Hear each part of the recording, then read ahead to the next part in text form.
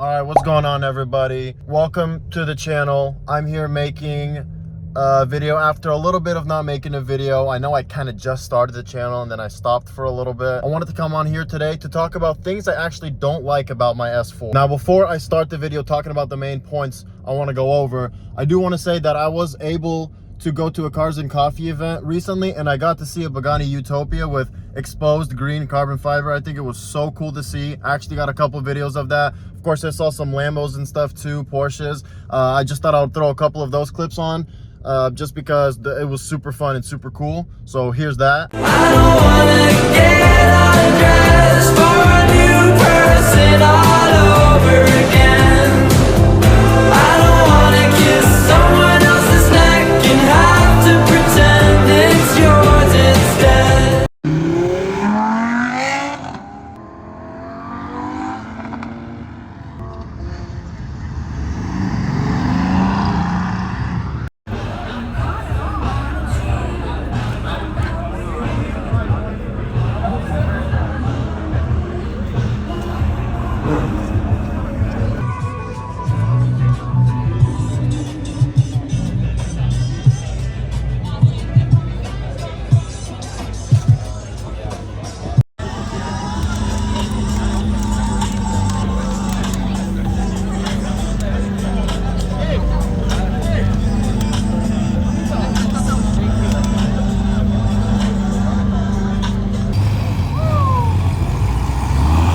American Trio.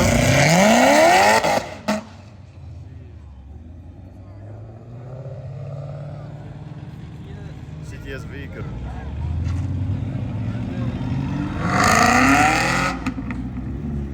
I thought that event was one of the best Cars and Coffees I ever went. I've only recently just started going, and that's just because I never really knew where they were being held. And I don't think they were as easy to find where they were being held as it is now, as there's like a main page for my area for Cars and Coffee. And I also just didn't feel like if I went, I would contribute to the event. I always felt like I needed to contribute if I'm going, even though, you know, obviously it's not true.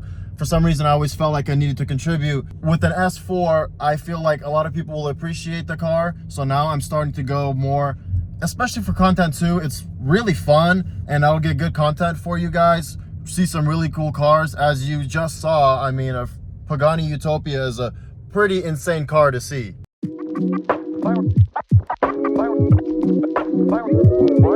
Speaking of major issues, I think there's only really one somewhat of a major issue, and that's gonna be my last thing I'll talk about in this video. Mainly everything else I'm gonna bring up is just small things I wish I could change, because to be honest, I love this car and there's not a lot of things I wish I could change about this car. It's honestly a great car. I've spoken about it before. The features are great. I think mainly everything I'm gonna bring up today is things I wish Audi gave you the option to change or just turn off. Point number one I want to bring up to talk about is the pre-sense sensitivity. Now, if you don't know what pre-sense is, it's just Audi's feature of sensing how close you're going to get to a car before you might crash, and the system will brake for you. Now, it's a great feature. The only problem with that is the sensitivity of the feature itself. Now, this is a great feature to have. It's been pretty useful to me too. It's saved me a couple times if I'm just not paying attention to the road. What it mainly does is it sees how fast you're going and how fast the car in front of you is braking, and calculates the distance. And if it thinks that you might be in trouble distance wise with braking, if you're not paying attention, it'll hit the brakes for you. Like I said, it's a great feature, but the sensitivity of it can be a little bit of an issue sometimes. From my personal experience, I haven't been in too many cars with a feature like that. I know there's plenty of cars that have it, but I just personally haven't been in a lot of cars that have the feature. So I don't know the sensitivity that other cars have. So I can't really base it off of Mercedes or Honda or BMW or anything like that. But I do know that for the most part, it's actually not too bad sensitivity wise, but it causes an issue if you're ever trying to be a little more aggressive on the road and hit some gaps in between cars. You're trying to cut up in between traffic, it'll definitely cause an issue for you. If there's a car in front of you and there's a car to the right of you and you want to hit the gap between the two cars and try and squeeze your car in between the two, if you get too close to the car in front of you before you move over, the car will brake on its own, and you can have your foot on the gas and it'll still brake the car for you. It literally won't care. If you get too close to the car, with a certain amount of speed, it'll brake no matter what. And that's a huge issue, because depending on how big of a gap you're trying to squeeze into, I mean, you could be potentially brake checking the car that you're getting into the lane of. From my experience, what usually happens is the car will brake for maybe like half a second. It'll basically slam on the brakes for half a second, and then it'll let you take over. It wants to make sure that you're actually aware of what's happening. I think that half a second of a brake slam is basically the car telling you, or making sure like, hey, are you sure you want to keep your foot on the gas? And if you keep it there, it's just gonna let go of the brakes in like half a second. But it's still a huge issue. It could literally cause an accident. Now, before people in the comments start saying, oh, but you can turn it off with turning traction control off. Yes, you can, and I'm aware of that. One of the issues with that is that it always comes back on when you restart the car, which will be one of the points I will make later on in this video. But it's not always gonna be something you remember to turn off. I mean, sometimes I won't even really be meaning to necessarily be, you know, cutting up and making a certain kind of gap in between cars. Sometimes it's very last second, and sometimes you literally need to do it. Who knows what situation you might be in? You could be in a situation where hitting, you know, this gap in between two cars is necessary in order for you to actually prevent an accident. And the issue with that is, like I said, it'll just slam your brakes for you. My point being is that you shouldn't have to turn off the traction control every single time in order to prevent the car from slamming on your brakes for you. I mean, I think it's a pretty big issue. Now, this kind of leads into my second point, or my second issue with the car, where sensitivity of the car's automatic features is an issue, is the parking sensitivity. Specifically, when I'm in reverse trying to go into a spot, this car has like a smart car feature. I think it uses some sort of algorithm in order to detect what's an object and what's a car. Now, when it detects a car, you'll know, because it'll actually show red arrows on your reverse camera. It'll show red arrows where the car is, so you'll know that it thinks it's a car instead of an object. The car will also slam your brakes for you if it thinks you're going to reverse into a car. Super annoying, because it does not let you reverse into a parking space with any sort of speed. You have to go super slow. And even with that, a lot of times it'll still slam your brakes for you if you think you're gonna go into an object too fast. If it detects a wall or literally any kind of object behind you, and you're going at any decent, like I think it's literally anything faster than 2 miles an hour, the car will slam its brakes. Most of the time, you're pretty aware of what's happening. And I wouldn't be talking about this as a problem if it only happened once or twice. I mean, this has happened so many times. The car is so sensitive to you hitting something. I mean, which I guess in a way can be seen as good. It's a beautiful car, so it doesn't want to be hit, which is great. But from my experience, it only does it when you're going into reverse, parking in a space. It'll just slam on the brakes if it thinks you're hitting something, which is just such a annoying feature that you can't turn off. Now, to lead into my third point, which is being able to turn these features off. These things that I mentioned before previously, the pre-sense sensitivity and the parking sensitivity, it wouldn't be an issue if you could actually turn these things off and keep them off. If you want to have them off, you're going to have to turn it off every single time you start the car, which in my opinion is just absolutely unreasonable and unrealistic. Now, just to prove it to you guys, here is the vehicle settings, and this is the Audi Presense feature that I was talking about. And if I turn it off, you're gonna see a message popping up saying it will be off until the next time I start the car. Right there.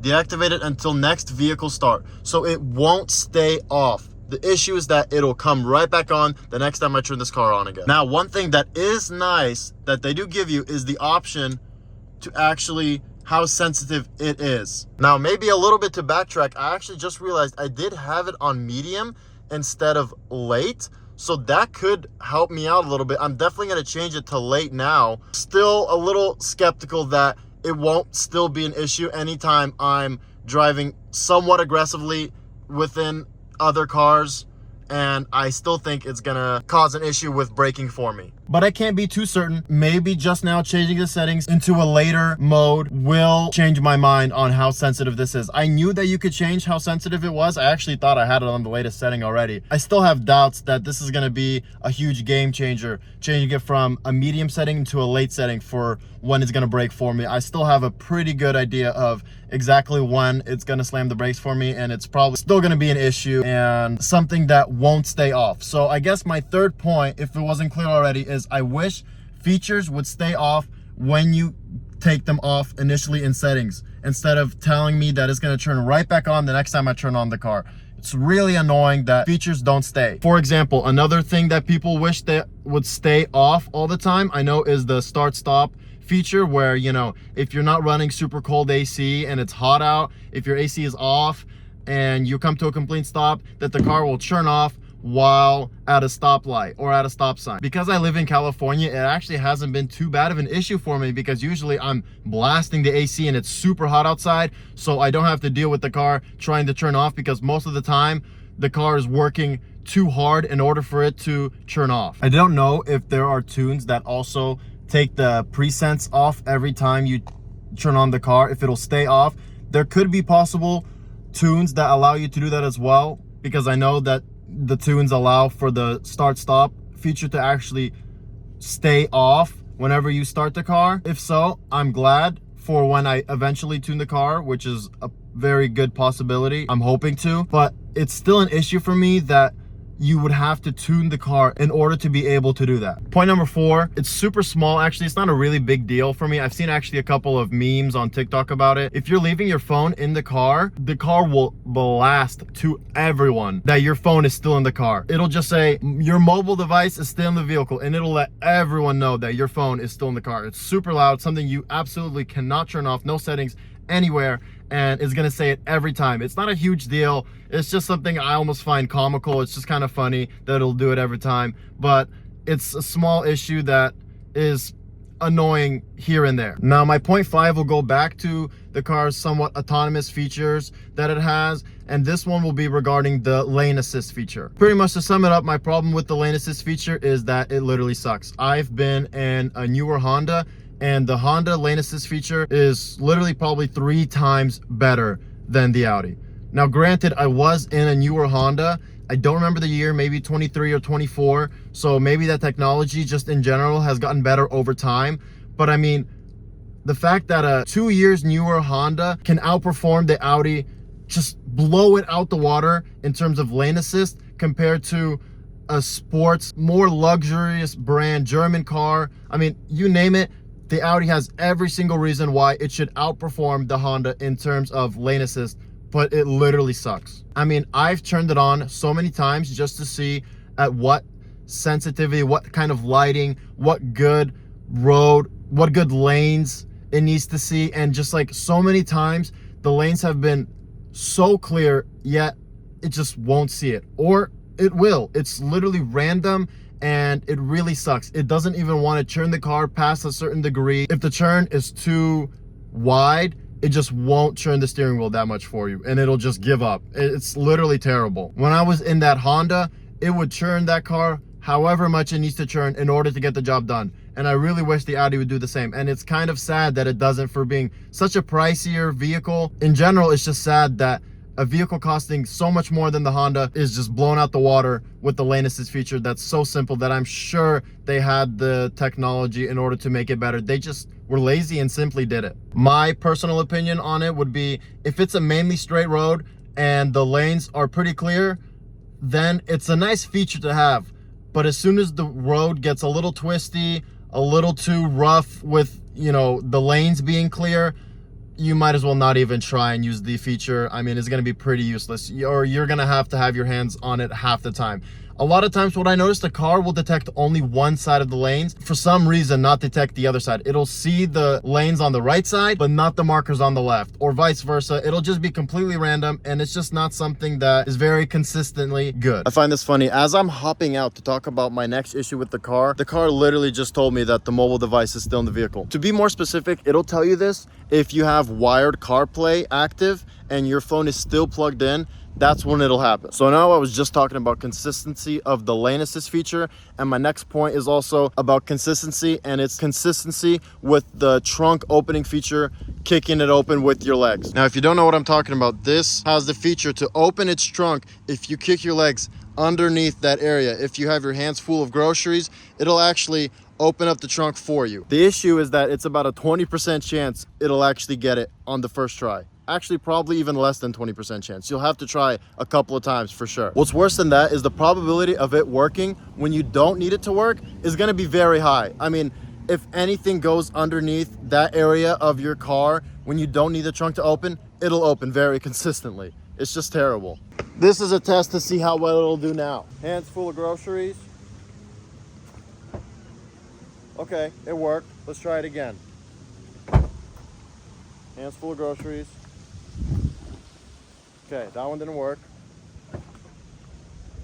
That one did. So I guess for this gripe, you're just gonna have to believe me that it doesn't work consistently. Of course, on video, 2 out of the 3 times it did, but I've tried it so many times when I really needed it with literally hands full of groceries, and it hasn't worked. Now, I will say that from other people's experience as well, is that other car brands have this issue as well. It's not just Audi. I heard that BMWs and Mercedes, German cars in general, have this issue where it's not very consistent. So I guess, you know, you could give them a little break there, that it's not just Audi. I wish it was a feature that would work a little more consistently. Now, on to point number 8. This one would be, I wish it had remote start. I have no idea why they didn't include it for the price of the vehicle. I think it definitely should have remote start, and it's super expensive if you want to install it on your own. There are companies that make it. From what I remember, it's a couple $100 mod that you can do. That doesn't seem easy to do, but I didn't really look too much into the installation process. But you would have to have a spare key, and it's just something that they could have easily added, and something that would have been super useful that they didn't. It's a small gripe, something that, you know, people might forget about not being a feature until you already have the car. I think that might have actually been 0.7. I think this one will be 8 now, which would be the distance of the key fob itself. Now for that, I'll get out of the vehicle again and show you the distance in which it works. And I've recently changed these batteries out. So if someone in the comments can let me know if they have a 2021 S4 that has a good range on their key fob, that would be great, because then I would know if it's just a personal problem for me or if it's just all of the S4s that have this issue. It would be great to know, but I'm gonna show you how bad the range is. All right, here I am, maybe 15 feet away. It works. Let's step back another 5 feet. Works. From here, works. Right here, already, doesn't work. At least not consistently. I mean, I just clicked it 4 times. 1 out of 4. From this distance with absolutely nothing in the way. Nothing. Absolutely nothing. The distance absolutely sucks. Now I'm gonna keep walking. Right here, back. Oh, and it's already inconsistent again. Worked 1 time. I'm constantly spamming the lock button. Oh, and it worked again. And I just pressed it 4 more times. So at this distance, it's already like a 50% chance it'll work. So that's a huge gripe of mine. It's actually one of the most annoying things that I wish would change. I don't know if it's an issue just with my car specifically, with just my key fob specifically. I think I have tried with my spare key fob as well, and it was the same issue there. And I changed out these batteries somewhat recently. So I have a feeling that it's an issue with other S4s as well. That's why I'm making it known in this video, because I have a feeling that other S4s deal with this issue as well, and it's not just me who's dealing with this issue. If you're thinking about getting it, just so you know, the key fob distance, absolutely terrible. Now, I'm well aware that there is the app that can lock and unlock from literally any distance. The issue with that is that even the app takes a good 30 to 45 seconds to reach and connect to the car. And like I said, being a distance that's right over there, you would think that it could be pretty consistently unlocking and unlocking the car, but it doesn't. And that's a huge issue for me, and it's something that I would want to know beforehand. So I'm just letting you guys know, if you're thinking about getting an S4, that's gonna be probably an issue for you. Now, the final and biggest issue I'm having with the car that I've looked up and multiple 2021 S4 owners have had as well, and in general, other Audi 2s, not just 2021 S4s, it's other models, it's other years, is a feature that's called traffic jam assist, and it'll tell you that it's unavailable. It's a message that'll pop up right there where it says unknown track. That's where all your warning messages pop up, and it'll pop up there constantly. The issue with that is that it'll pop up for maybe 15 or 20 seconds, it'll stay there, and then it'll go away in another 30 seconds. And then guess what? It'll come back in another minute or two, stay there for a minute or two, and come back. And as you're driving somewhere for 20 minutes, I mean, you might have to see that message come up like literally 10 or more times. Pretty soon here, I'm gonna start driving around while talking about this last point in my experience with it to hopefully get this message to pop up, because it's happened more and more. Now, this issue would happen to me at random times for a couple months now, and I always thought it was just something, I didn't think too much of it. I just thought, you know, oh, something doesn't work. My car is dirty, a sensor's dirty, this feature doesn't work. But as it got more and more prevalent, it started happening more and more often, and it was just literally being more and more annoying that I started to look it up. So when I looked it up, of course, I found out that other people have had this issue as well. And the way that this issue gets fixed is that the dealership, usually under warranty, will put a whole new steering wheel in. This was an issue I had no idea was something that was even a problem at all. I never knew this issue existed, and up until like literally like 2 days ago when I started looking it up, because it was so annoying that this message keep popping up here and there random times. So the first dealership calls me and tells me that I will have to pay for a diagnostic, and hopefully after a diagnostic will they be able to goodwill me a new steering wheel. He actually told me that he himself has fixed the issue on different cars himself because of this message popping up, and that it's not the first time he's hearing about this. But the fact that I'm already out of my warranty, that I would have to spend the money to get it diagnosed from them at $265 an hour in order to even have a chance at getting a new one, which for me obviously isn't good news. I don't want to have to spend the $265 in order to hopefully get it diagnosed that it needs a new steering wheel. And the problem is I don't have an issue spending that $265 if I knew that when they try to diagnose it, the message would pop up. But like I said, you can go on drives and not see it at all, or you can go on drives and see it 20 times. It's just so random that I feel like with my luck, if I spend the $265 with them to try and have it diagnosed, they won't even see the message a single time, and I will have wasted my money, and they're gonna tell me there's nothing we can do about it. So after hearing that, I went and called a different Audi dealer, and this lady was super nice, super helpful. She went and talked to one of the senior advisors or the senior technicians there. She told me he's currently trying to have it like officially reported to Audi so that it could be kind of like more of a well-known thing that's an issue, so that they could fix it for customers easier. I guess what's happening is that it's such a random and inconsistent issue that it's not really too well known to be an official issue that they can easily say, oh yeah, you're getting this message, you need a new steering wheel. It's not that common yet, and it only happens on some cars. And so he's, I guess, working on having it reported officially to Audi so that it can be easier for customers like me who are experiencing this to be able to come in and be like, oh yeah, we know about this issue, here's what we can do about it. So what this dealership ends up telling me is you just want to save your money, don't spend it on the diagnostic, and you just got to let it annoy you, because otherwise you're going to spend that $265 for nothing.